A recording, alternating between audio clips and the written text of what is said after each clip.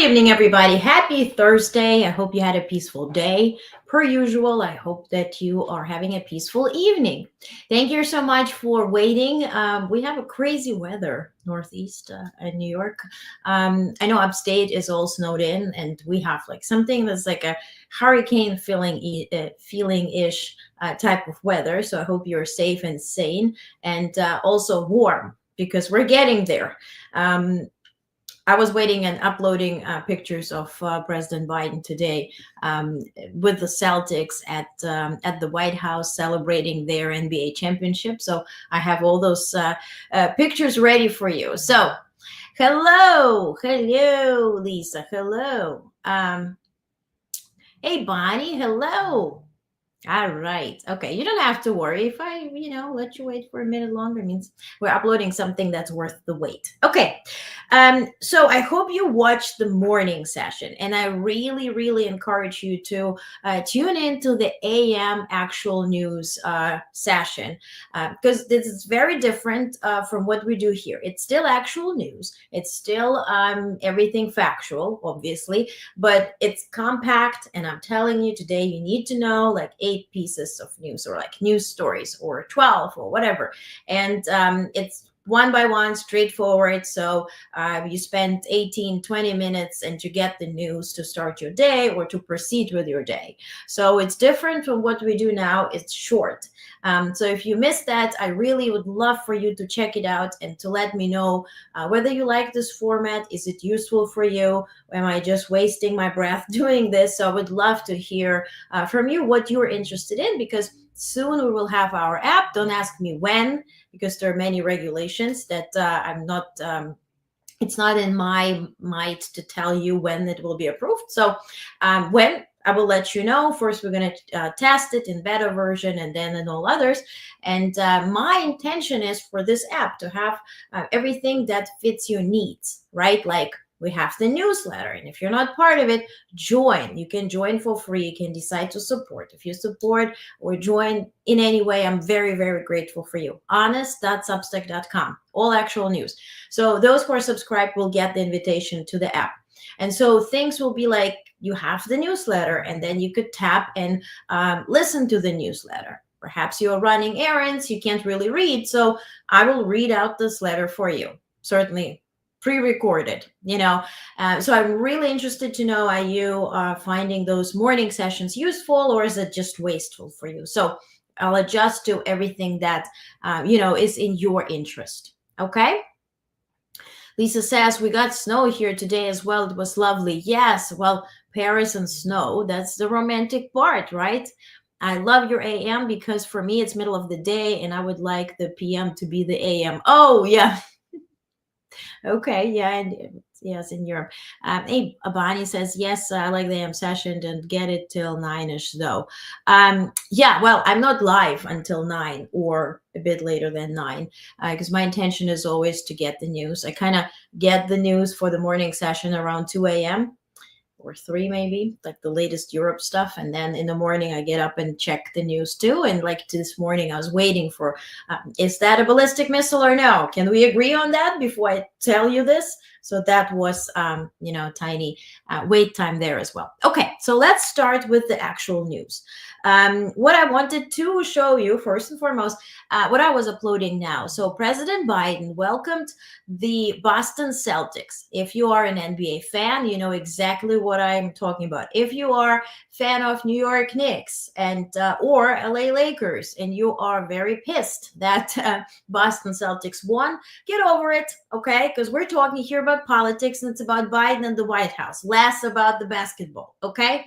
So he welcomed them, delivered a speech. Everybody's very tall, as you will see in just a second.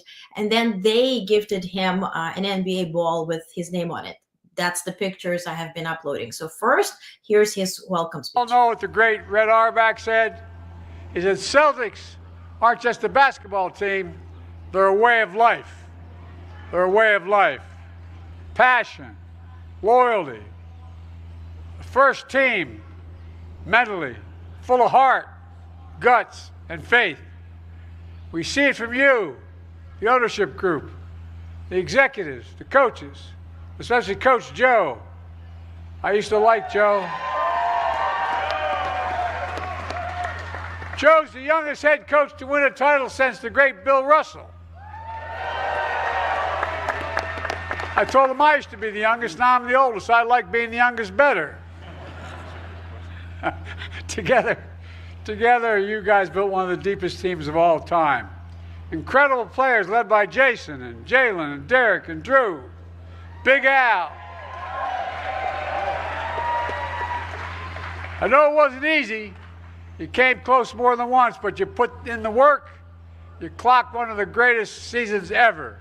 64 wins, the best record in the league last year. More points per possession than any team in NBA history. Roll the playoffs, beating the Heat in 5, the Cavs in 5, and the Pacers in 4. Then you dominated Dallas on both ends of the floor. And now, that 18th championship banner hangs in the rafters. For a New Yorker or a lay person, this is tough to watch. But I'm very glad to hear that President Biden certainly knows his ways about basketball. I know he's reading teleprompter, but he certainly understands how basketball works, and he watched the finals. That's what I can tell you from this. Now, he revealed that his nickname or code name for U.S. Secret Service is Clerics. And then he said, everyone behind me is Irish in his heart. So yes, I mean, usually it's the Bridges, that's for the UK folks, and then here as well. But it's an interesting name. Usually it's an eagle, right? President, the eagle landed. That's usually what we hear. Now, this is Clerics here. Now, during the event, President Biden was given a Wilson basketball. That's the traditional NBA basketball with 2024 championship inscription, Joe Biden's name, the presidential seal, and the Celtics logo. And here is the ball. That's what I was uploading. So I guess the Celtics logo is underneath. And he was running with it, and he was having fun with it, and everybody had fun, and everybody's very tall. Okay, so some type of typical reception and ceremony for any winning team, but I'm sure that Celtics wanted to do this now before New Year's, before the new administration comes in. Certainly President Biden and Irish and Celtics and all that. So it has a good connection. So also what has not been reported, and here's the thing. So yesterday I shared the video of Dark Brandon neglecting that reporter who was screaming on top of her lungs. Turns out they didn't like it that I was sharing it, and I had fun with that. So I stopped receiving pull reports until I again had to reach out and then ask why and hear why not. So that's why I'm reporting this now. Yesterday evening, President Biden met with Governor Roy Cooper and other North Carolina officials at the White House to discuss the Biden-Harris administration's partnership with the state of North Carolina to continue helping communities recover from Hurricane Helene. During the meeting, the president reiterated his administration's support for North Carolina communities and committed to ensuring the state has all the resources it needs to rebuild homes, businesses, and entire communities as quickly as possible. And if I were you, I would really do it as quickly as possible, because God knows what's going to happen starting January. So I know it's winter. I know we're dealing with everything, but if you can please get the funds allocated, get it done. Okay, that's my 2 cents. So today, President Biden signed an executive order creating an emergency board for New Jersey transit labor dispute. So as we saw with the ports, they are having a dispute in terms of payment and whatnot. So President Biden has signed the executive order establishing presidential emergency board to address this ongoing dispute. The board will work to resolve disagreements between the parties and produce a non-binding report within 60 days. Why 60 days? Because that's when President Biden's term ends. recommending the most reasonable offer. And then this is interesting here. The board's recommendation will influence future negotiations, as the party whose offer is not chosen may face legal restrictions if a work stoppage occurs. Biden also announced the appointment of Jeff as chair, along with Moreland and Pantoliglio as members of the board. So if you're familiar with these names, then you probably got more information from it than I did. Now, detailed reports are in your newsletter. So if you want to dive into something, let's say you're in the military situation, or finance, or economy, policies, the newsletter dives in everything. And so I'm doing proper research so you can find your niche or consume all types of news. That's sort of me, like getting details. So also what happened today, which is, again, it's major news, but I have a question as to why it's happening just now.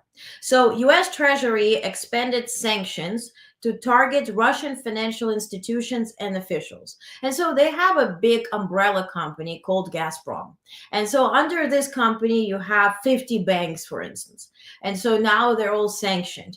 There was this entire situation about, or discussion, when the war, the full-scale invasion into Ukraine happened, as to will Russia be able to continue using the SWIFT code, right? Meaning conduct international transactions and use the system, the bank system.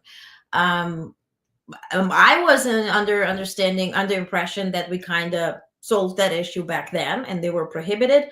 Now it comes out it was just now.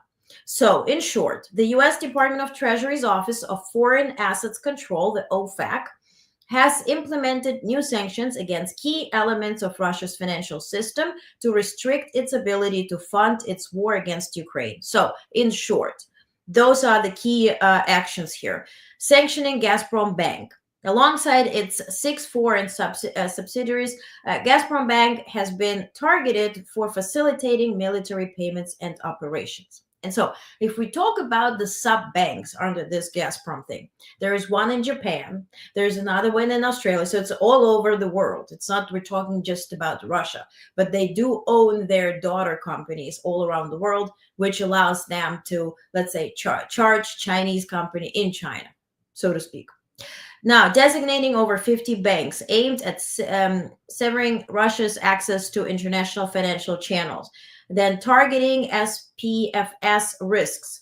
Warnings were issued regarding Russia's alternative to SWIFT code, emphasizing penalties for foreign institutions joining the system. So they're away from SWIFT. Now they found another way to do transactions. And so anybody who participates and allows them to use something different to sort of bypass the restrictions will be sanctioned as well. Now, also sanctioning 40 securities registers designed to prevent evasion of U.S. sanctions via local registers, then listing finance officials. 11 central bank officials and staff from Russian banks abroad have been added to the sanctions list. So these comprehensive measures seek to block avenues Russia uses to sustain its war efforts, enforce sanctions, and limit its global financial influence. So that's so much on, our Treasury sanctioning Russians today. And we, of course, we're going to talk about the ballistic, everything and all that kind of stuff. We'll dive into this. You guys are talking about somebody. I'm going to read it because I'm interested. Who was acting as a fool? Anyway, we have a little thing going in comments. It's like a little, I guess, tea. Loved that video. She was so dang ridiculous. Oh, you guys are still talking about it. Okay. And Brandon says Biden should have played basketball with those guys. They taunted Trump with a one-on-one horse match. I'd say to watch that. Well, let's keep Biden safe. We need him. Okay, so let's talk about ICC. Now, and speaking of President Biden, he kind of got himself, he meant well. He got himself into hot water with this. So what happened first? This morning, ICC, the International Criminal Court in The Hague in Netherlands, issued a warning for Netanyahu, Gallant, and Hamas leader Deif over crimes against humanity. Now, The International Criminal Court has issued arrest warrants for Israeli Prime Minister Benjamin Netanyahu, former Defense Minister Yoav Gallant, and Hamas military leader Mohammed Deif. The charges stem from alleged crimes against humanity, citing Hamas' attack on Israel in October 2023 and Israel's subsequent military actions in Gaza. Now, here I already have a question. If you want to sanction Netanyahu for something, why do you put him right next to a terrorist leader of Hamas organization? That's where the problem starts, right? Because yes, there are some people that are full-blown terrorists, others that are conducting something that should be addressed, but you can't mix them together, right? How can you put in one sentence somebody who has been raping and killing people, and another one who's conducting military operation that is messy, but is in defense, in response to this brutal and violent attack, unprovoked attack on Israel? So that's where it becomes crazy. Now, in short, three things in this motion here. So first, Netanyahu and Gallant accused of intentionally depriving Gaza's civilians of essential survival items. So essentially, they are making it difficult, allegedly, again, according to this, to distribute aid in Gaza. Now, I'm not a defense attorney of Netanyahu, but I can tell you the facts that I'm not talking about what Israel does or does not. The problem with aid distribution is within Gaza. When it enters Gaza, where does it go? It goes usually to Hamas, and then Hamas does not deliver the aid to citizens and civilians. So the aid gets lost within Gaza, not by entering or at the entrance point. And they try different ways, right? Airdropping the aid, that's what works best. But then citizens, you see those videos where they unpack it, they don't want to eat it, they start throwing it away. All those messy videos were there. It's part of the story, right? The story that is going over 1 year now. But you cannot dare to compare Hamas leader to this.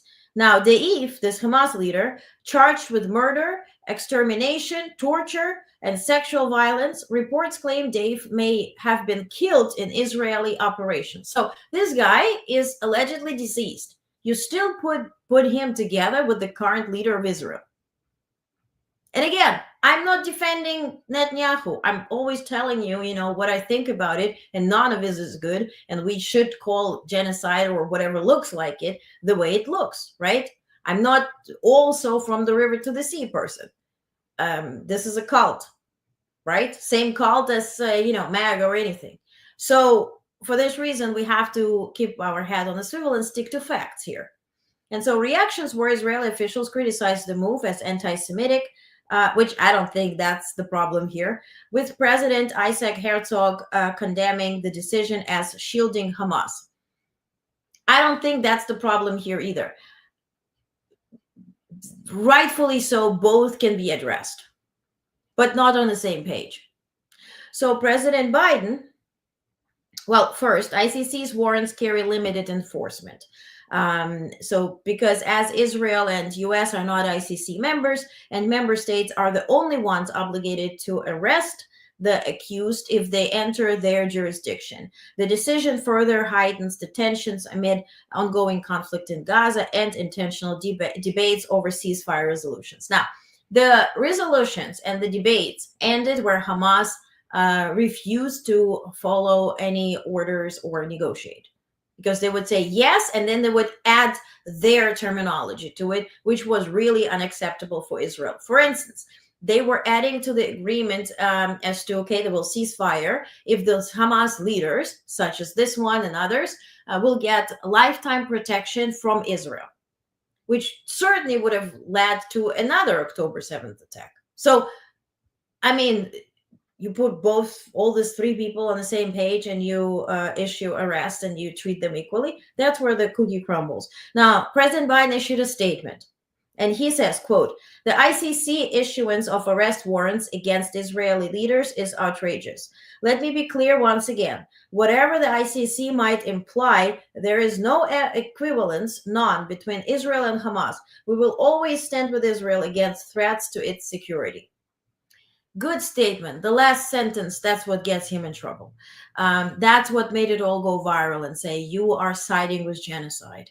You are this, you're that. If he would have just stopped before the last questions, that we will always stand with Israel against, da-da-da. So always standing with Israel is now understood as we will never criticize as Israel, which is obnoxious also, right? And I'm sure he didn't mean it that way, but certainly, it's questionable. For instance, you have a family member, you love them to death. Will you never tell them when they have something in their teeth, or the shirt is kind of like wonky and you're like, maybe you should change your shirt? So you would never criticize your person or your loved one or somebody who you admire or adore or work with? No, this is constructive criticism. That's how we work together. That's how we intend to make each other better. So for this reason, we always stand. That's the problem that made it all go viral, and lots of hate went towards President Biden. Agree, it's not anti-Semitic. Yeah, agree, it's not equal. But Yahoo is representing Israel. Netanyahu, yeah, exactly. Yeah, so that's sort of my take. I'm interested to hear what you guys think, but in general, that's, I think, where the problem is. And also, none of it is important to even know as news. It is important because we're discussing it now, and I want you to understand where it came from and what the truth is. But is it going to change our life? No. Is it going to change Israel's life? No. Is it going to change Hamas' life? No. So all of this is just waste of breath and money and another UN type of announcement, blah, blah, blah, blah, that type of thing. And I worked for UN, so I know. That's been the problem all along. Any criticism of Israel is seen as bad. And that's the thing, I grew up as an athlete, so coaches always meant well when they would scrutinize you the most, right? It means I see your potential. That's a different side of it. But if we keep it healthy, there should be availability to conduct constructive criticism and also conduct normal conversation. Because look, for instance, compare it to Ukraine. Ukraine had to fight with one hand behind the back for this entire time against now not just one, not just two, but 3 countries, right? It's now Russia, North Korea, and China, and Iran is on the way. So you're very strict with Ukraine. How dare you to do whatever? But you are completely, this your favorite child is Israel. So Ukrainians are also seeing this in a negative way. And we can't understand, right? So that's just, again, 2 cents. Biden has been only one holding him back for doing worse. Indeed. Yes. Yeah, Bibi has been waiting for Trump. Yeah, exactly. Because Gaza, if we complain about Gaza now, Gaza and they're not joking. That's the thing with Trump. They are not joking. Project 2025 is not, stand-up routine for us to read. It's a plan. To quote Tim Walz, remember? He said, if you put the plan together, it means you will use it. And now they're using it step by step. And I don't agree with Chris Christie, whom I heard from yesterday, who said, no, it's just a project. It's just a coincidence. Again, wrong. I understand he wants to leave a door open for Republican Party, and God forbid it stays MAGA for the next decade. But let's be, let's be truthful here. Yeah, we all agree. It's not a plan. It's a playbook. Exactly. Yeah. Mm-hmm. It's going to get worse. It's going to get worse everywhere. And when they say we want to make Monte Carlo out of Gaza because it's such a lucrative space by the water and this climate and everything, it's not a joke. Also, look, who is that special envoy that Trump appoints to be there in Israel and resolve the issue? It's the guy who just has one experience in one area, which is real estate. The guy just built housing and resorts. Just Google this guy. That's the only thing he knows. And he lived a long life. So if it quacks, quacks like a duck, it's a duck. Exactly. It's a realtor. Yeah. And realtors, what do? Deals. And that's the story when people said, oh, we want Trump, and then I understand if somebody could have been confused the first time around. We want to have a business person. Okay, well, because he will be talking less, doing more. Okay, maybe that was the delusion. But now you see that this guy is not a business person in terms of we're building an empire. It's a give and take. I produce great product, you buy it, and blah, blah, blah, all that. It's how can I spend the least of money to get the most? And who can I influence to bend over to give me that, right? Who is the pushy one here? Whom can I, pull over the table to give me what I want and maybe even more? And if I got what I want, can I push for more? That's the tendency here. And now, if you allow folks with such mentality, and I'm not talking about individuals here, but general mentality, if you allow them to come to, in their eyes, endless budget, which is federal budget, right, that prints money, that is like inviting, somebody who can't stop eating sweets into a candy store, and then if you add to it that this person is not just a business person but is an oligarch that has so much money that equals a budget of a country, a state, right now this person is getting access to entire federal budget, and now the games begin. And this is what happened in Russia, and this is what happened in countries that are driven by oligarchy. And that's where they buy the person who is a president, who essentially becomes a puppet, and they control it. I'm not saying this is where we are now. We still have a system that I hope we can apply and rely on. We can only rely on it when we take action and we use the rules that are given to us. But I'm more talking about Russia, for instance. I'm more talking about Ukraine before Zelensky, for instance. That was the case. So America has never lived in such conditions. And so those who immigrated from, this type of areas, they know what we're talking about, and it's not nice. It's simple. It wasn't bad business. It was a criminal empire. Yeah. Basically same as property values anywhere. If it's ghetto, it can be bad, can be had for cheap. Yeah. Okay, so moving from this, media, right? Some big news came last night and overnight. I shared it this morning. Comcast is pretty much dismantling their empire. They're separating from channels such as MSNBC, CNBC. They have E! Channel. They have different other assets such as Fandango, whatever thing where you buy tickets and it never works. It looks orange. That's all I know. The Rotten Tomatoes and that kind of stuff. So why do they do that? And I promised you to dive into this before we move on.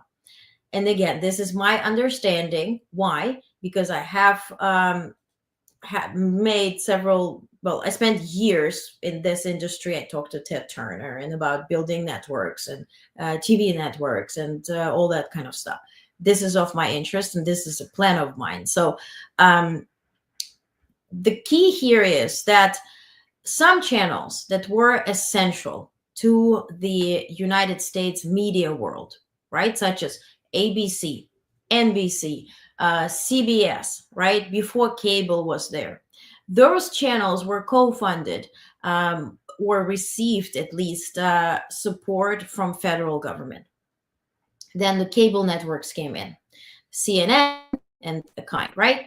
And so the thing was with CNN was literally what Ted Turner said. This was easy because news content, and it's true, he says it's only 3 hours a day. And so if you add different anchors, different talking heads, and then you add those talking heads at one table where they can do sort of the panel talk, that's how you create 12 hours of coverage, right? Because let's say you have 5 anchors that you elevate to stars. Those 5 anchors are delivering 1 hour or 2 hours of news. That already fixes your day. Then add some panel talks with those 5 anchors at one time at the table. That's another type of content. But essentially, in terms of news, what we're doing here, this is maximum 3 hours of news. And this is if it's a busy news day. And I'm covering here not just US news, but world geopolitics, right? Which really CNN does not do. So how much actual news content do we have? Maybe half hour, Because how many times have you heard about Matt Gaetz? How many times have you heard about Mar-a-Lago, this, and there were ambulances, 2 ambulances, 1 ambulance. We make up that Trump has now a pool, a press pool. He does not. All this kind of crap. And everybody's texting me, oh, Trump has a press pool. I'm like, no, he does not. Anyway, he didn't sign the ethics thing. Anyway, so all of that is so much gossip, but what is actual news?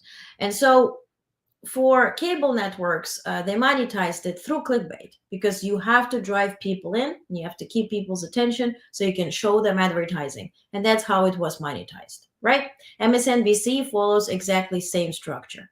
Now, Mika and Joe, right, from Morning Joe, went to Mar-a-Lago. They not just went to Mar-a-Lago and didn't get an interview, they talked on air for half hour about it, which led to them dropping their viewership by 40%. Especially this resulted in the key demographic for all advertisers, which is between 25 and 54 years old. That's the key demographic that advertisers are targeting.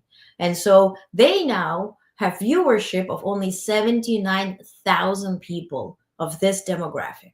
Now think, for a company that sponsors advertising on MSNBC, do you think that it's worth it to spend money to attract 79,000 people out of our entire United States, what, 350, between 300, 350 million people?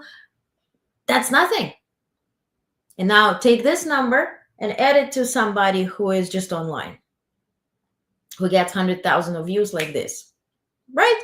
So you can't actually compare it. And it's so much cheaper to sponsor somebody who is online than to sponsor somebody who's on television, because there you have also different submarkets, right? So in this sense, MSNBC sort of had this lead drop and added the last drop to the conversation that led to NBC Universe and Comcast essentially starting to dismantle those assets. Now, the leadership of Comcast, now each of them got to be a CEO of those subgroups. For MSNBC, they're planning to see it as a well-funded startup. They're thinking about adding influencers to it. It will be a subscription-based, just MSNBC. My question is, if you used to watch, your beloved anchors on MSNBC, Lawrence and all of them, right? But then Rachel Maddow and but add some influencers from internet who you used to watch for free, if any. Then also influencers and podcasters are not really TV thing. Podcast is very, it does not follow boundaries. Again, fact checking. Are we fact checking? Because if you think of podcast, if you look at this type of content, there's not much news. There's a lot of opinion and a lot of interviews on that. And it's very much charisma based. If you like somebody's delivery, you listen to their podcast because it makes you feel some type of way. News, you don't really tune in the news because you love the personality. You just want to get the information, right? And then, of course, you listen to, let's say, Rachel Maddow because you like her, or you prefer Lawrence because you like him, or maybe you just sit there and watch it all night or have it running in the background. So interesting how they will maneuver. Of course, people are interested to buy it. Peter Thiel, Elon Musk, CNN allegedly is for sale too because they're dropping their viewership. And it's all personality based there. Anderson Cooper has his fan base. Caitlin Collins has her fan base and whatnot. So drop one, people will start leaving. Same as we just saw here at this Morning Joe example, right? They turn towards Trump. People start, ignoring them. Again, if your television network is all personality based, I always compare it, let's say, to like Peloton. Peloton has instructors. I spoke to their marketing person who created their marketing years ago because they created their stuff in New York. It was a tiny studio. They worked still on the bikes and all that kind of stuff. And they said, we are creating personality-based training. We have 5 instructors of different races, like expressions, delivery, charisma. So you find whatever drives you, right? And then they elevated them to star level. And then they were so overpaid that they started cutting them out and getting new ones, which is, again, another story. So from what I'm seeing is the channels will face this issue. They're very much personality based and opinion based. Are people going to pay subscription for this? You're already getting it on cable. Are you going to pay for it? I don't know. For instance, what I saw today, Bloomberg. Bloomberg released a subscription for reading their news because they're lacking money from advertising. It's $299 a year. Are you willing to spend 300 grand to read Bloomberg? Meanwhile, you can go on Substack and pay $5 a month and get your information. So here's my question as to how realistic is that and how fast Peter Thiel will buy it. And I'm just saying it as I mean it. So we'll see. We'll see. Now, what I'm wondering is why people were so surprised about Mika. Here's Mika a few years back with Trump. Take a look. How's it going? Okay. How's it going? All right. Hairspray, but it is mine, isn't it? There. It's there. Is it? Does it feel good? Yeah. I'm very uncharted. Look at that. All right.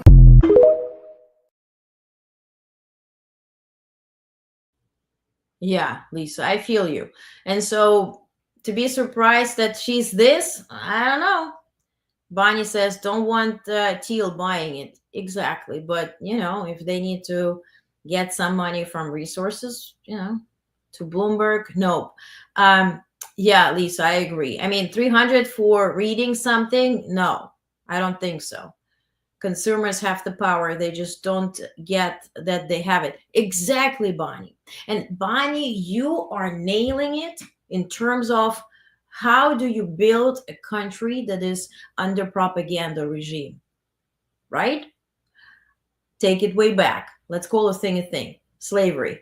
Why was it important for people not to be educated, not to be able to read, talk to others, have communities, to be blindsided and to be gaslit into this is your circumstance, there is no way out, right?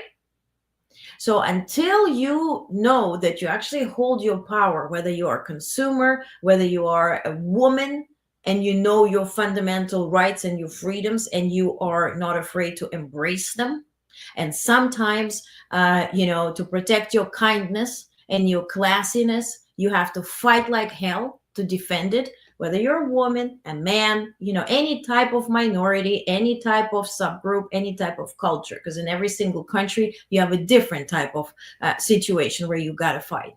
So here, in this sense, yes, consumers have the absolute power, and you decide who you pay for, because you pay for the cable. It never just wandered into your house for free. You're paying for MSNBC, you're paying for CNN, and now as long as you're paying your cable bill, you are paying for them. Whether you are tuning in your MSNBC or you say you keep it dark, because I see it everywhere. I'm not turning on TV, let's boycott. You're still paying your cable bill. Until you finish doing that, you haven't caused anything.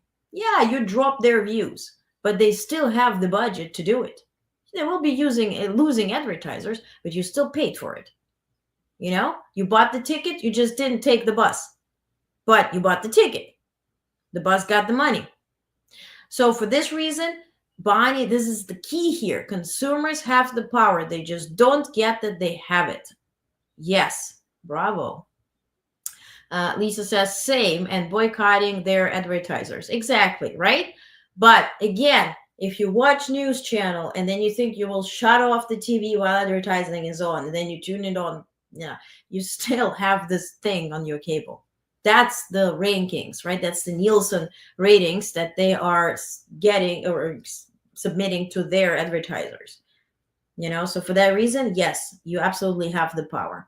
Now, talking about media, this really made me question, and this somehow came from Biden's team. I just looked at somebody clapping for Bonnie. Weird. Yeah.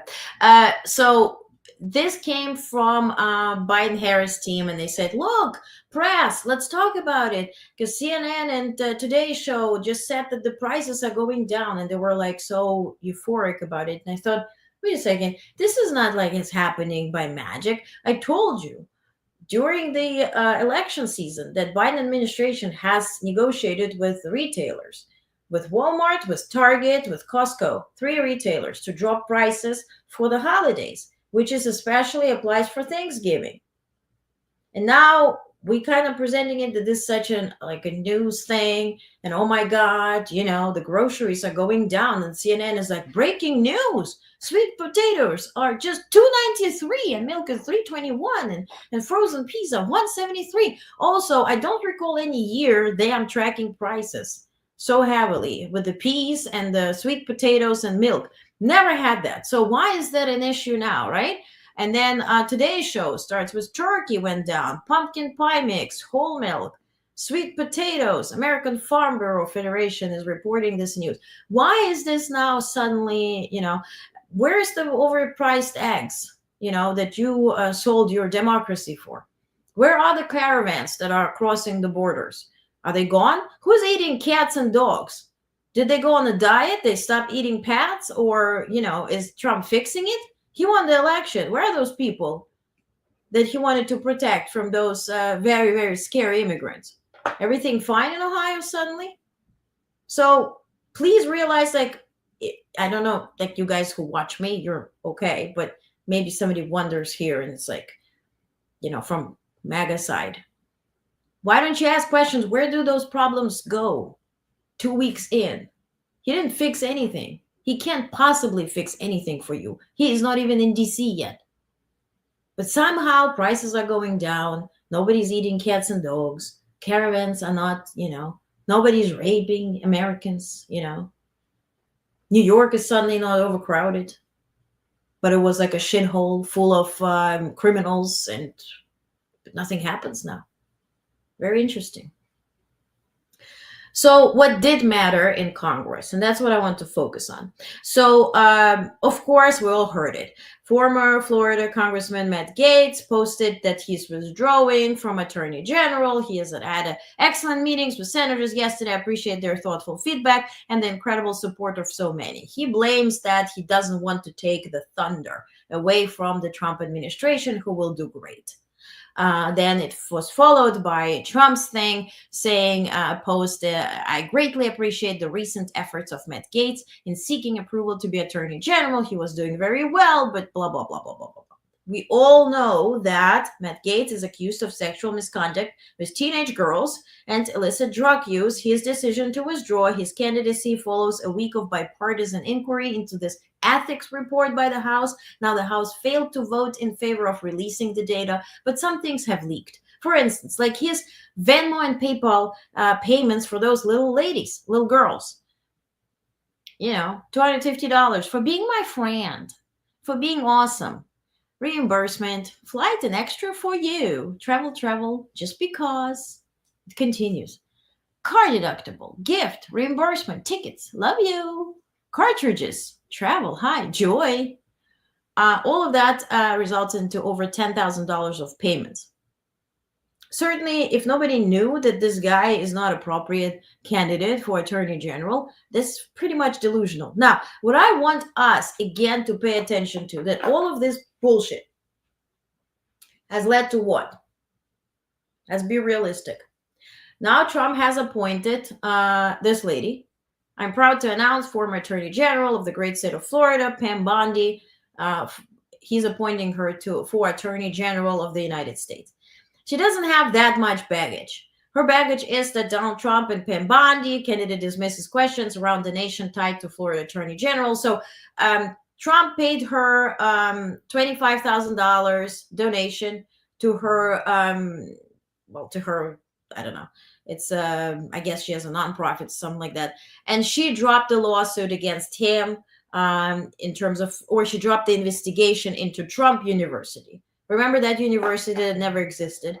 The Republican candidate's press secretary confirmed to NBC News that Trump paid a $2,500 fine over the donation to campaign. And so he paid her $25,000 and he paid, a fine for $2,500, and that's it. She was also part of that defense team that got him the immunity. or got presidents the immunity. So again, she doesn't have that much baggage. I don't see any big issues with appointing her. Also, it's presented as the first woman and all of that stuff, which will, of course, lead to the rah-rah moment. And this is the person that is, look at her Instagram. It's all about Trump. She will obey orders and do whatever she's told. And that's where we are. So did we really have a big victory? Because people say, well, victory. Well, Matt Gaetz was reelected. So he resigned, what now? But then come January 3rd, he was reelected, he can come back. So did we achieve something? No. What we did do for a whole week, we didn't speak to most important issues here. And I define them as two issues. First, border czar. Border czar that is openly telling Democratic governors and mayors to sit back and obey when it comes to deportations, mass deportations. They're trying to fight back. He says, listen, better don't fight or we fight you and all that kind of stuff. This is a czar position. What is a titled czar doing in American government or governance? Why do we have czars? Why? Also, he doesn't have to be approved by Senate because he is the czar. They claim Kamala Harris was border czar. Apparently now this is a title. This is a way around it. He's doing his business. He doesn't have to be affirmed. So why don't we talk about that? Next, why don't we talk about Tulsi Gabbard? That is literally listed as foreign agent.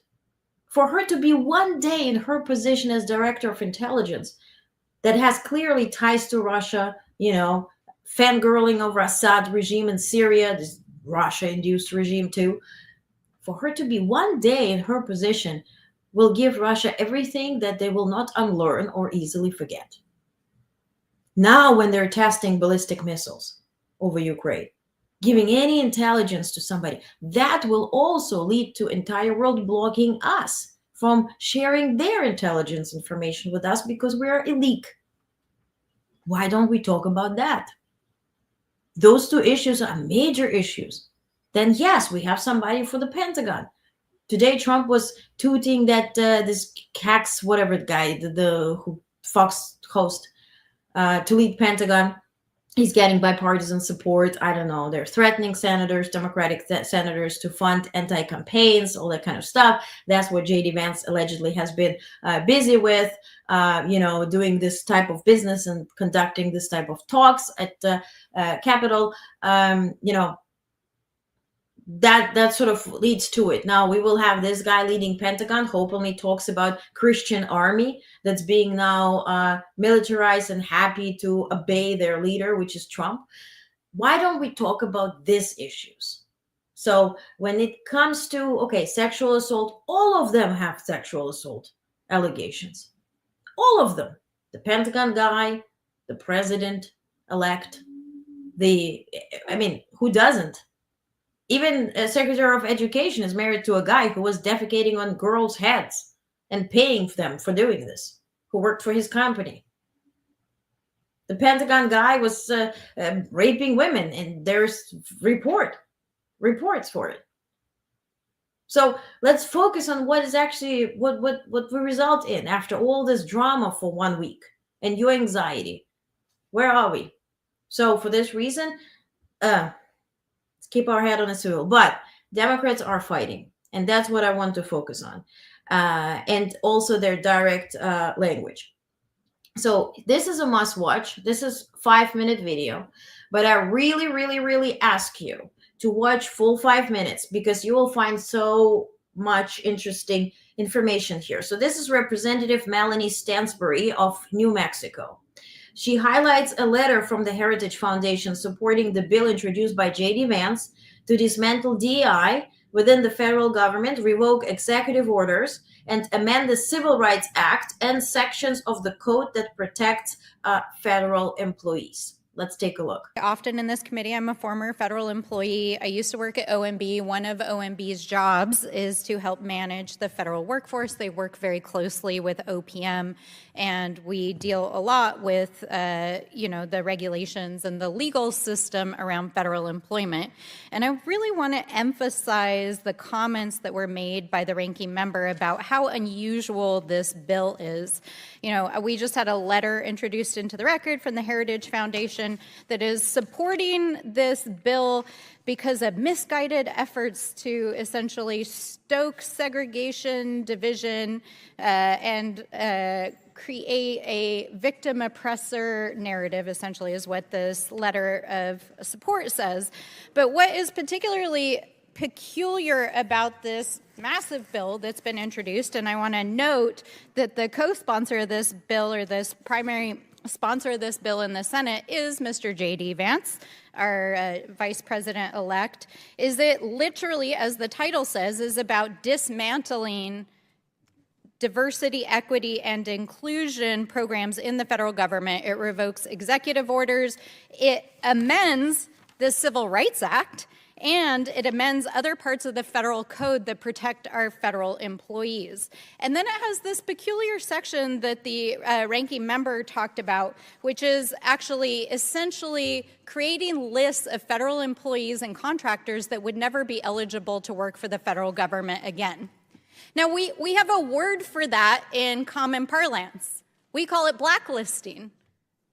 And blacklisting comes from the 1950s, when here in this House of Representatives, there was a committee on un-American affairs that was convened under Joe McCarthy.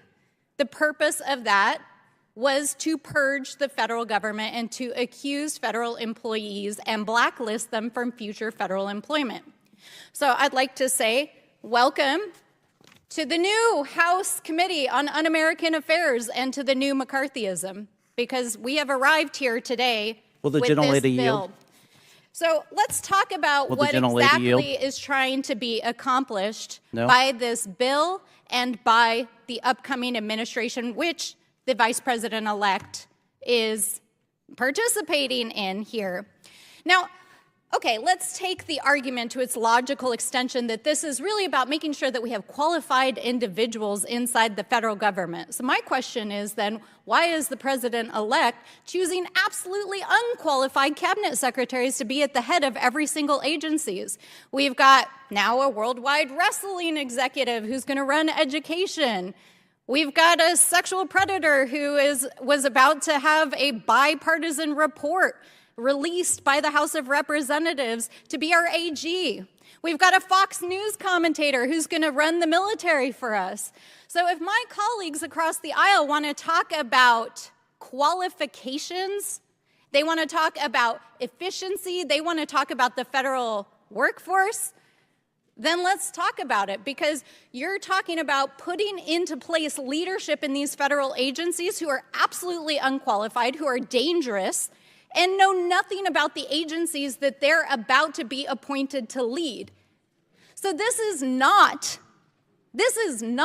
about qualifications. This is not about having a qualified federal workforce. This is about laying the ground for the purge that they plan on January 20th and in the days afterwards. And we know that because the very organization for whom the chairman just submitted this letter of support is the Heritage Foundation, who wrote Project 2025, which gave us the blueprint for the purge itself and what they are planning inside every single one of these agencies. So we need to be clear-eyed about what this actually is and about what is trying to be accomplished, and why 4 weeks before we're about to adjourn for the holidays, the Republicans are bringing this bill to a markup without an actual hearing. This is modern McCarthyism. They are preparing for a purge. They are going after members of the federal government who are advancing because they are people of color, women, LGBTQ+, other members of our community who have been excluded systematically from participating in federal service and leadership positions, and then they're going to put their own unqualified loyalists in there to take out our federal workforce. That is what this bill is about. It's about creating a statutory framework to do that, and we're going to fight it every step of the way. With that, I yield back. She did nail it. And you know, our job, and I'm talking about media, is to show people who are performing on this level of knowledge, dedication, and expertise. We need to show these people. This should be the breaking news. Not Matt Gaetz and the Venmo PayPal payments. That's broken news. And broken news leads to broken nations that are living under propaganda machine, in the propaganda bubble that is so soft and cozy inside, but you can't get out. Recall the Truman story? So we need to show these people full speeches, talk about it, share it. That's the content we need to put up and share. Next, Representative Jasmine Crockett of Texas, she talked about oppression for white people, because again, that is the continuous discussion about DEI. I showed this in the morning. I want to show this for you now. This is just a bit under a minute. Take a look. It's because you can then misuse words like oppression. There has been no oppression for the white man in this country. You tell me which white men were dragged out of their homes. You tell me which one of them got dragged all the way across an ocean and told that you are going to go and work. We are going to steal your wives. We are going to rape your wives. That didn't happen. That is oppression. We didn't ask to be here. We're not the same migrants that y'all constantly come up against. We didn't run away from home. We were stolen. So yeah, we are going to sit here and be offended when you want to sit here and act like, and don't let it escape you that it is white men on this side of the aisle telling us, people of color on this side of the aisle, that y'all are the ones being oppressed, that y'all are the ones that are being harmed. Yeah. And I see your comments that half of the country, voted for it, one drop rule. Thank you for joining. Thank you for commenting, everybody. Thank you. That's why it's important to have this conversation. This is what majority of Americans voted for. I think Jay said, hey, Jay. Jay said the same thing, but half of this country wanted this. They voted for it. Yes, allegedly. 49.9 or whatever percentage is now. We don't know, again, we don't know what actually happened. I'm not saying it would have changed the result drastically, but we don't know what actually did happen. Now, for those who did vote for Harris, this is another half. If the only thing we will consume and hear is what the other half voted for, again, we will be shocked into inaction and obedience, and we will think that maybe we are nuts. You know, have you ever had any type of connection with a like a narcissist, right? That tells you you're wrong, you're wrong, you're wrong. You fight it, you fight it, you fight it. But then if you don't have your circle that has your back, at some point you will start thinking, maybe I'm wrong, maybe I'm actually wrong. Maybe this person is right. And so we need to have content that does matter, so we at least can keep the understanding what's right and what's wrong, what we want and what we don't want. You know, I think that's the resistance part, at least in my understanding. White people perpetrate the violence and then cry to say they are the victims. Yes, you know, and I would even take a step further. Think about the MAGA supporters that are still crying that, you know, some states were lost because they wanted a landslide, right? Not 49.9%. And they claim that in other states there was some interference. Would they claim interference if they, wouldn't have won? Of course, there would be lawsuits everywhere. But since they won, now it's just the social media thing to claim that the blue states were compromised, you know. But nobody's filing lawsuits because they're good with the result. But look at also those minorities. Look about Latin American people. Look for some African Americans that joined the MAGA train. By the way, none of them got a position in the cabinet. None of them. 5 of them, right, supported. None of them got any single position. What was that for? But some people think that joining the winning train is the agenda. And then same white people are using it as a confirmation that, look, we're for everybody. This is inclusion. Look, we have these people. How many white people that are racist claim they have a black friend? Because they saw somebody on YouTube and maybe they subscribe to somebody's channel. Or maybe because they watch NBA, they think that they support, they have absolutely no freaking clue what, let's say, African Americans are going through. I moved to New York, when I did my internship first, and, you live where you can afford living. And I ended up being literally in, if you listen to Jay-Z, Marcy Project, there. And because I came from Europe, I didn't have the whole understanding what's going on. So I was very open and I started talking to people and they call me Whitey. Everybody protected me, best friends. We still are friends with this folk. And this is it's pretty interesting area to say the least, in New York. But because I didn't come from the precondition as to whatever, I was an immigrant. This is the third country or fourth country I'm living in. So for me, learn the language, learn the culture, talk to people, integrate.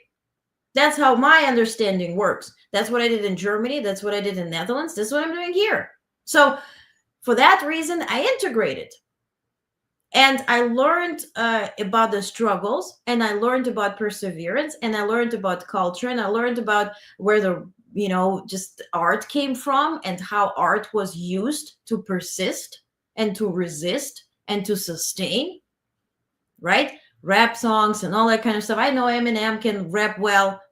Fine, God bless Eminem. But we need to understand where the songs came from, where the art came from, because it has so much meaning in it. So when I see Kardashians replicating a black woman, and then everybody makes that a trend, and now the Ozempic is a trend, so we're now removing body parts because we want to look like Twixie or Twiggy or whatever that was, a model that was on cocaine back in the day. We need to call a thing, and until we do, we will not change it. We will be living in the stupid bubble, and we will be just make more stupid every day. Because stupid people they buy trends, they buy misinformation, they're easily impressed and easily influenced. Didn't mean to rant, but anyway, we got here somehow. Let me remove the comment because I have the comments sticking. Forgive me, peeps, tonight. I'm so pissed about Bondi's nomination. I didn't know who she was 3 hours ago. Yeah, indeed. Okay. Let's continue. I have another good video. So this is Representative Summer Lee of Pennsylvania. She talks about what Lisa talked about now, the DEI and how it applies to different kinds of people. Take a look. Instead, Republicans are trying to bastardize the term DEI to be a slur. When Justice Ketanji Brown Jackson was up for confirmation and when Vice President Harris was added to the ticket, they called them DEI hires. They want you to believe that a Harvard graduate with over 20 years of experience, who happens to be a black woman, is not qualified, but a Fox News personality is qualified to run the Department of Defense. And the WWE executive is qualified to run the Department of Education. Let's be real. There is an attempt to create a direct correlation between our race, being a black person, and our qualifications. So much as to say that there is no way to be a black woman. There is no resume that a black person could have that would qualify them unless that black person is a Republican. And there is a quota there. Yeah. Jay says, Olga's dropping fact. Yeah, but we need to drop facts at some point. And sometimes we need to, okay. Controversial thinking. Maybe people who voted for this deserve to go through this to learn a lesson. How do kids learn that you're not supposed to stick your finger into fire? When people tell you don't do this, and you're like, okay, don't do this, you kind of, and then you learn to understand why you shouldn't be doing it. Or you stuck your finger and you burned it, and you're like, that hurts. Maybe some people need to understand that something hurts, whether it's mentally, whether it's financially, whether it's, rights-wise, because America lives, we fight, right? We, Republican versus Democrat, we have all this, but everybody maintains a certain lifestyle. Everybody wants to have access to buying things, to going on vacation, or if you want to live in a trailer, you have that, right? Everybody has a choice. And this is the fundamental freedom in the United States. You have a choice. You have a choice to live, the way you want to live, where you want to live, how you want to live.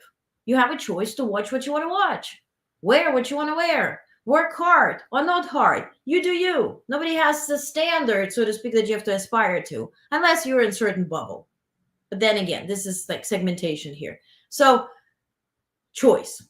How much choice are we going to have after January 20th? That is my question.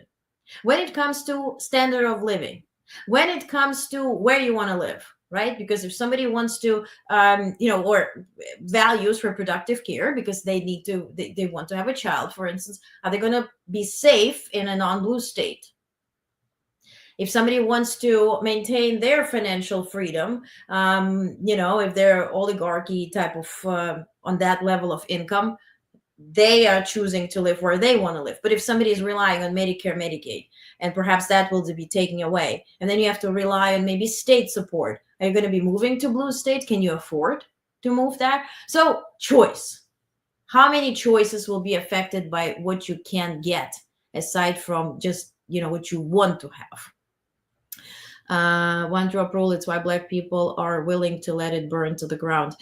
I don't, I understand what you mean, but I don't want everybody else to misunderstand that we are the fault that will burn the United States down. What you mean, and then again, I don't want to explain for you, but what I understand is people are tired to fight for those who made these wrong decisions in masses. That's how I explain it. Because look at the rallies, look at Kamala Harris explaining this and explaining that. And then you have Mark Cuban talking about tariffs and talking about this. And people are still saying, no, they're fighting each other. They're not willing to learn. And so that's, where it comes to. Voted to save this country. Exactly. Right. Yeah, absolutely. Yeah. That one drop, it's not just Black people, I'm ready as well. Yeah, it's demographics. Yeah. Democrats need to wake up and play the long game too. Education is key. Exactly. That's my whole point, right? We're tired of the foolishness. Exactly. And there was an interesting conversation I had, and the conversation was like, why Black people are not afraid to go through this, because the conversation was as to, do you think this is the worst we had in this country? We had to fight for our right. We had to fight to have a birth certificate. We had to fight to be seen as an equal. And the fight continues. Do you think this is the worst that we're gonna have now than what we had before? We know we will survive because we're built for it. Now, what they call snowflakes or whatever, regardless what color you are, if you're used to a certain standard and you never had to face this type of issues, where you had to regroup, where you had to reduce your budget and all that kind of stuff, well, then you opt for a right. You opt to learn that decisions have consequences. And perhaps it's a good thing, Rosie says, I read that the average person reads a third grade level. This is what played a large role in. Yeah, exactly. I showed you that thing where only 2 states voted unanimously. 1 red, Oklahoma, and 1 blue, Massachusetts. Massachusetts is number 1 in scores for in schools, and Oklahoma is last. So that's the scale. Okay, let's move on because I'm overstaying my welcome here with you guys, and I have a bunch of stuff to get through. Now, quick news. North Korean hackers identified in 41.5 million cryptocurrency heists. This is the first time, by the way. South Korean police, with assistance from the US FBI, have attributed 41.5 million cryptocurrency theft to hackers linked to North Korea's intelligence agency. This marks the first confirmed instance of North Korea being implicated in a cyber attack of this scale targeting South Korea. The investigation highlights Pyongyang's ongoing use of cybercrime to bypass international sanctions and fund its operations. In other words, North Korea is poor. and it's any method is a good method. Now, other thing is that now this sounds like it's fancy, but it will lead to nothing. So here, at a meeting in Vienna, the International Atomic Energy Agency, which is a UN thing controlled, their board of governors is deliberating a motion proposed by United States, France, Germany, and United Kingdom to sort of issue a letter to Iran and condemn them for their nuclear activities. The motion cites Tehran's ongoing refusal to address the inquiries about its nuclear enrichment program. If approved, the motion could prompt further measures from Western nations against Iran. I mean, sorry, I'm not bullshitting you. This is nothing here. Condemning, another letter. Iran is going to say, oh, okay, all right, let us show you where the nukes are. Yeah, I wish. So next thing, let's talk about Ukraine. So I have a breakdown on everything what happened with all types of sources. Took me a minute to write it. It's in your newsletter. It's also here. So first of all, in a recent interview, President Zelensky discussed the potential impact if U.S. were to cut aid. I like it when he turns into, I call it now, Dark Brandon. This is Dark Volodymyr. He turns into Dark Zelensky. So take a look what he says as if U.S. were to abandon Ukraine, what's going to happen next? Take a look. What if the U.S. government cuts military funding to Ukraine? If they will cut, I think we will lose. Of course, anyway, we will stay, we will fight. We have our production, but it's not enough to prevail. And I think it's not enough to survive. But that will be, if such choice will be American choice. So we will decide what we will have to do. As straightforward as it gets. So this is the former Secretary of Defense, right, or Commander-in-Chief. In Ukraine, it's separate. So yes, President is Commander-in-Chief, but this one is Commander-in-Chief of the Armed Forces of Ukraine. It's like a separate position. So he has made a striking declaration asserting that the Third World War has already begun. Quote, I believe that in 2024, we can absolutely definitely consider that the Third World War has begun, Zaluzhny said, that's his name, because in 2024, Ukraine is no longer facing just Russia. In front of Ukraine are soldiers from North Korea, Iranian Shaheds, the drones are killing civilians in Ukraine quite openly without any shyness. Chinese shells are detonating in Ukraine and Chinese parts are being used in Russian missiles. May I also add Chinese drones? Now, another video, and this is really difficult to digest. I do like Clinton's. I put it up front. There is a documentary, also in Ukraine, that has actual footage. It's not opinion or anything. It has actual footage of how the negotiations went down in 1994 in regards to the Budapest Agreement, and that denuclearized Ukraine. And if you watch it, unfortunately, it's just in Ukrainian, so I can't, maybe I'll translate pieces. But if you watch it, you'll see that the major job fell on the shoulders of Bill Clinton to use any type of argument that would do the justice to push Ukraine to give up the nukes. Now, Bill Clinton wrote a book called Citizen, and he's conducting a bunch of interviews. In one of the interviews, he talked about the Budapest Memorandum in 1994. Take a look.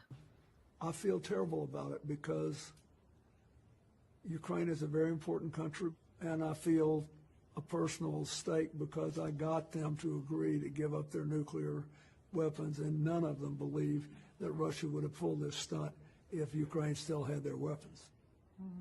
So I think what Mr. Putin did was very wrong. And I believe Europe and the United States should continue to support Ukraine. There may come a time when the Ukrainian government believes that they can think of a peace agreement they could live with, but I don't think the rest of us should cut and run. Yep. And it's so interesting how Ukrainians were crying physically, destroying F-35s that Ukrainians are begging on their knees to get now from everybody, literally cutting them in half, just like to destroy everything they ever had. Produced in Kharkiv, where I'm from. You know, very popular city in terms of production of missiles. Literally missiles that Russia got from Ukraine as a result of this Budapest memorandum that they're using to bomb Ukraine with, to bomb Kharkiv with. And they even write it, returning back home, back to you, returning to Sander. And they bombed Kharkiv with the missiles that Kharkiv created during the USSR times. Now, other city that is very, very important for Ukraine, Dnipro, right? Dnipropetrovsk. Dnipro is a river. Dnipropetrovsk is the city, short Dnipro. And so Dnipro was sort of a very important hub during Soviet Union times because it has a very big military equipment production facility called Yuzhmash. Mash machine, and Yuzh is calling it south is Yug. And so it's like, anyway, Yuzhmash, it's a machine production facility. And what today Russia did, for the very first time, they used intercontinental ballistic missiles to target this facility in Dnipro. That's how it looked like. So as you see here, because it's a ballistic missile, it comes in different stages, different parts, so to speak, because it's cluster, which just causes even more so damage.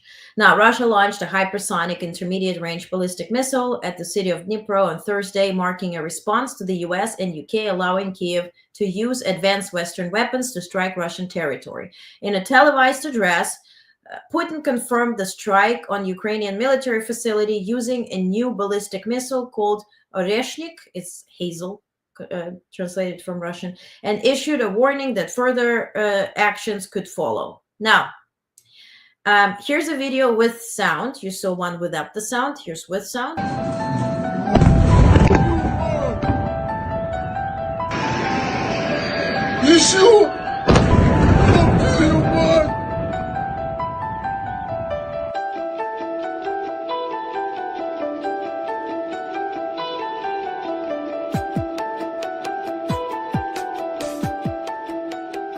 С нами портал News.ru. Да. Алло. So I hear you guys saying that I'm freezing and that being messed up with. Yeah, I know. You know why? Because when I speak about anything concerning racism in America, I learned it. Listen, I started Honest Network with everything about outside politics. I talked about different things. Honest Network began during Black Lives Matter movement with the 12-hour marathon raising money for NAACP. That's why I know. That's why it got, labeled a certain way and started being freezing and whatever, right? Then it somehow eased up. Now, when I'm talking about such issues and when I'm talking about wars and when I'm talking about Kremlin, when I'm talking about Ukraine, that's when this stuff starts happening again. I don't know. I'm not conspiracy theorist, but you see it and I see it. That's why the app is the solution. Working on the app, submitting that to approval for Apple and Google. As soon as it's approved, I'll let you know. That's all I can tell you, but I see it. I definitely see it. Yeah, shit show. Okay, let's continue with this. So, Kremlin messed up big time. So, they issued a statement first that everybody's lying. It's not a ballistic missile. It was nothing. West is making this up. Blah, blah, blah, blah. Nobody's first of all, Ukraine was completely under attack starting 5:13 a.m., completely under attack for 12 hours. And, what was reported, I have that in your newsletter, that U.S. was allegedly informed by Russians that ballistic missile attack will happen, hence the closing of the U.S. embassy in Kiev, what I reported on yesterday. but nothing happened yesterday. They just delayed it. Russians, like any terrorist, always likes to act in the dark. So they always do overnight situations. So you can't prepare. And aside from launching this ballistic missile, they also launched, let me find the exact thing here. Yeah, in addition to this intermediate range missile, Russia also fired Kinzhal hypersonic missile and 7 Kh-101 cruise missiles. 6 of the missiles were intercepted, according to Ukrainian Air Force. The attack targeted critical infrastructure in Dnipro, a former missile-making hub in Soviet era that has since become a key center of Ukraine's military industry. So it wasn't just one missile, but a bunch of stuff. Then Russians started lying that no, there was no missile attack. You guys are making this up. Then Maria Zakharova, which is the spokesperson for Kremlin, she conducts press interview or press briefing, during which she gets a phone call. While she speaks on the phone to Mystery Man, she says, "I'm at the presser." And the guy says, well, read it what the guy says. And this what actually launched the news that, yes, it was confirmed by Russia that this was ballistic missile. Then Putin, delivered a speech as if he wanted to share it with the world that, yes, we actually did that, because he wanted to claim that actually he had the decision power or decisive power to reveal the news. Meanwhile, they wanted to hide it. Now, this will be with subtitles in Russian, but you will be able to read English subtitles. This is like SNL on steroids. Take a look. Так, с нами ли портал News.ru? Да. Алло. Да, у меня брифинг. Я боюсь марша удара баллистическими ракетами, о чем Западе не стали говорить, не комментирую вообще. Да, хорошо, спасибо. She ended up on a hot mic. And that's how the news leaked. That's the confirmation from Kremlin. Now, this is the people that people think they're going to rule the world and there's a new world order and they're spreading this bullshit that they're going to divide Ukraine in 3 parts. On the right is going to Russia. The dark yellow is pro-Russian puppet state. That's where Kiev and Kharkiv is going to fall to. And then on the left, the light yellow is going to go to Poland and Hungary and Romania. This is the people who are going to rule the world, really? Ending up on hot mic, revealing the biggest news of this war. It's first time they're using ballistic missiles. What they wanted to show, first of all, it's mid-range ballistic missiles. Data on that is intermediate range ballistic missiles have a range of 3,000 to 5,500 kilometers. So it's between 1,860 to 3,415 miles. So it wouldn't be reaching the United States, but certainly would be reaching Germany easily, right? So whether it was an ICBM, intercontinental, or IRBM, mid-range, the range isn't an important factor, said Fabian Hoffman, the doctoral research fellow at Oslo University specializing in missile technology and nuclear strategy. The fact that it carried multiple independently targetable re-entry vehicle payload is much more significant for signaling purposes and is the reason Russia opted for it. This payload is exclusively associated with nuclear-capable missiles. How does it work? It enters the stratosphere and it comes back, right? So that's the re-entry. Now, though the Ukrainian Air Force did not specify the exact targets or whether the missile caused significant damage, the regional governor, Serhiy Lusak, reported that the strike damaged an industrial enterprise and caused fires in Dnipro, injuring 2 people. So then the Ukrainska Pravda, that's their Ukrainian Truth paper, a Kiev-based media outlet cited anonymous sources identifying the missile as an RS-26 Rubesh, an intercontinental ballistic missile with a range of 5,800 kilometers. So again, it's intercontinental, but then the range, again, it's not far enough to reach United States, but certainly Europe. And that's, I guess, the target. Finland, for instance. Yeah. The NATO military alliance declined to comment on the situation per Reuters, while the U.S. European Command referred inquiries to the Department of Defense regarding the reported use of an ICBM. Now, this wasn't the only one. Later, it was reported that Russia launched another ICBM from Astrakhan, but it appears to have malfunctioned and crashed somewhere in central Ukraine, no longer appearing on radar. So, now another story. Remember, Brazil is the B in BRICS. So Brazil and China forged $690 million loan agreement. So Brazil's National Development Bank has secured a $690 million loan denominated in yen, right? That's how you call it, marking its first foreign currency transaction. The deal was announced during Chinese President Xi visit to Brasilia, celebrating 50 years of diplomatic relations between Brazil and China. In addition to the loan, the two leaders agreed to enhance access for select Brazilian agricultural products in China and collaborate on infrastructure investments. However, Brazil chose not to participate in China's Belt and Road Initiative. Now, what they're doing, they're trading. And so if we will impose trades all over, that's another option for Latin America to consider. And lastly, so this climate meeting was in Azerbaijan, in Baku. I covered it. I shared what the Republicans said, what Democrats said there, and what it was about. Taliban spoke there. It's UN operated situation. So it's ending tomorrow.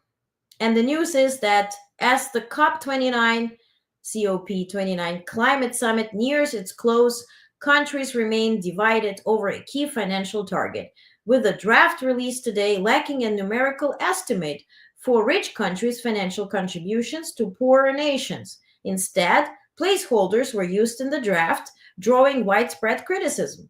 Colombia's environment minister expressed frustration, stating that without these numbers, we are negotiating on nothing. The summit is set to conclude tomorrow. Most likely, they're not going to come up with any number, hence with no commitment. Why? Biden can't sign what U.S. will commit to. Or at least he's being a decent man, saying that's what he commits to, but check up again on January 20th after 12 p.m. Again, it's widely also reported that the speech after the inauguration will be used by Trump to announce closed borders and mass deportations, and will go into effect right away during that ceremony. So I don't think I will be covering it in person. I did apply. I have accreditation. I don't know. I'm having doubts. So we'll see. We'll see where we're going to end up. But yeah. Also, President Biden and First Lady are going to travel to Staten Island. They said they're going to travel to New York City and they will be in Staten Island. We're like, no. That's an island and they're mega. But they're coming there actually for to visit military base and spend time with military families for Friendsgiving dinner on Monday, 25th. So if there is ability to cover it, military is different. I will cover it. If not, I'll cover it virtually. So, and lastly, let's check your comments. And then I have 2 videos for the soul, and they're all about music. This is what I was waiting for. I'm not sure what you guys are referring to. Thank you. I don't know what. Okay, I should catch comments when I'm actually saying something. Wait, I want to hear about this reporter's live feed that go heard by all. You mentioned this in the morning broadcast. Lisa, tell me more. Which one? Because I had few meetings and I forgot. Lori Dark, I love it. Oh, yeah. Good. I'm glad you won't cover this. His inauguration won't be said. My thing is, what if in that speech, there's also something against media, and the media is in one spot all together on a riser, and we're all stuck among thousands of people not being able to move? And then I have to go from DC to, another question is physically, you go from DC to New York, and if it's a mass deportation thing, how many people are going to be traveling, so to speak? You showed life myth. Oh, yeah. Yeah, that's the Kremlin spokesperson. And that's SNL in life. Yeah. Okay, so for the soul, two things. The really amazing things. Anyway, I'm nerdy, but I'm really, really excited. And I think you will be too. So here, first thing is from the space station to Earth united by music. So astronaut Sarah Gillis, she played violin and was joined by orchestras from orchestra, right? From all around the world. So she is at the space station, in space, International Space Station, ISS. She's playing violin, and then everybody's joining her from Earth. Take a look.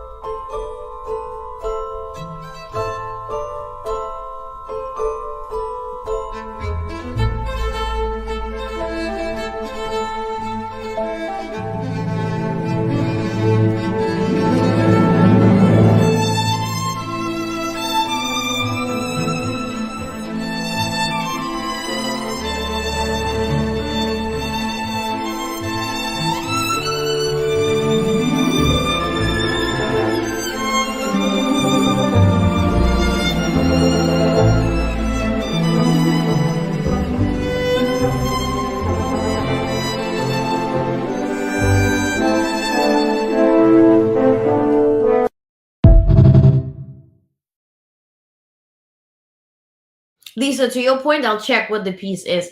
Sounds very familiar, but I don't want to. I have my ideas, but I want to double check before I share it. I'm going to share it on Blue Sky.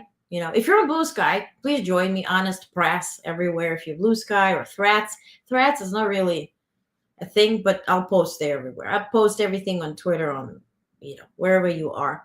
So when we have the app, it will be mostly on the app, and that's it, because I'm done with the trolls. Okay, next good video for the soul. So this is a video that was shared by the American band Metallica.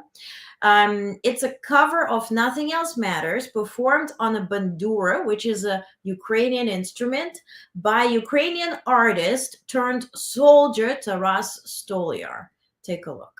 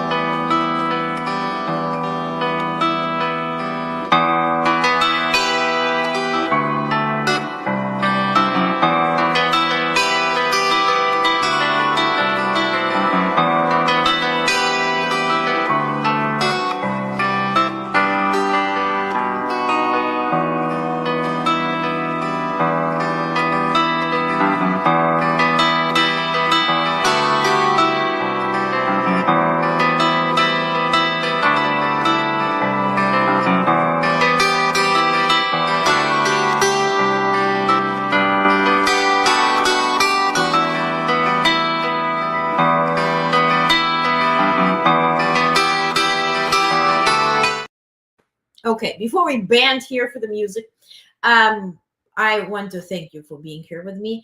I will share both videos. By the way, this video I shared in the newsletter today, and then the violin I'm going to share tomorrow in the newsletter. So if you're not part of our newsletter community, please join. Okay, I would be very grateful for you to join us. Honest.substack.com. Actual news are there. Thank you for your support. You can join for free. Just join us, get actual news, and you will get invitation to the app. The app is free. Nobody's charged for the app. But my intention is for the app to have, very simply, to have immediate actual news reports. That's what you see on Blue Sky and everywhere. But you don't have to double check or research, because it will be all in. My question was, can I satisfy you in terms of an app? Can I have enough news for you to make sense to have the app? And then I just started counting how much I post, and I'm like, yeah, actually, it makes sense. And so you have one spot where you don't have to double check the news. Another story is, since we're focusing on policy, we're going to have exclusive interviews with former administration officials, again, only for the app, because I don't want to feed YouTube and all that type of stuff, because I'm not monetized. I don't want them to copy, paste, slice it, whatever. If you post something on YouTube, you grant them an absolute right to copy your content, reproduce it, amend it, change it, sell it. It's just theirs. So you lose your copyright. For that reason, I'm not interested in that. Thirdly, there will be newsletters, right? I will be migrating them from Substack slowly. For now, it's Substack. It works. We leave it. Another will be that you have the videos there. This AM actual news live streams and PM live streams. And there is a forum. Why I'm not opting into the wall? Because I want you to be able to find actual news right away. Because if we have a wall, and let's say I'm posting something and then everybody posts a bunch of stuff, you will start scrolling again. My thing is to save your time and have actual news that you can rely on in an easy way, engaging way to find it and, consume it. And so also things with newsletter, you can read it or you can tap the button and listen to it. I will voice the newsletters.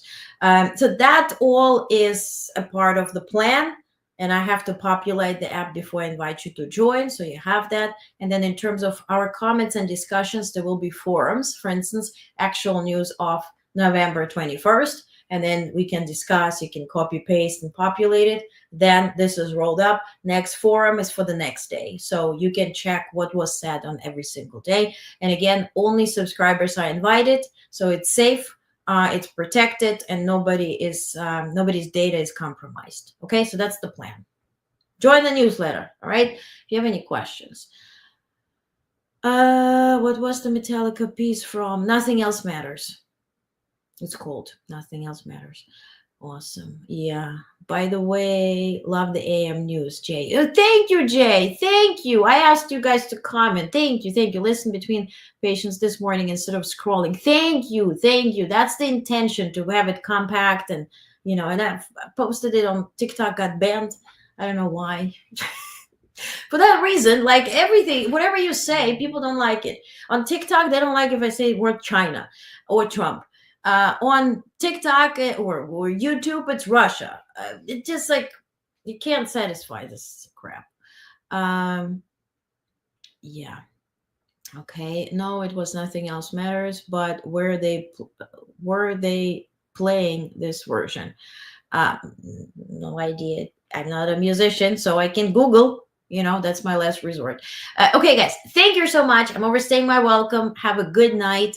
Stay calm, cool, collected. Let's have a peaceful night, peaceful morning. I'm going to see you tomorrow morning. And I'm going to finish the week strong and informed.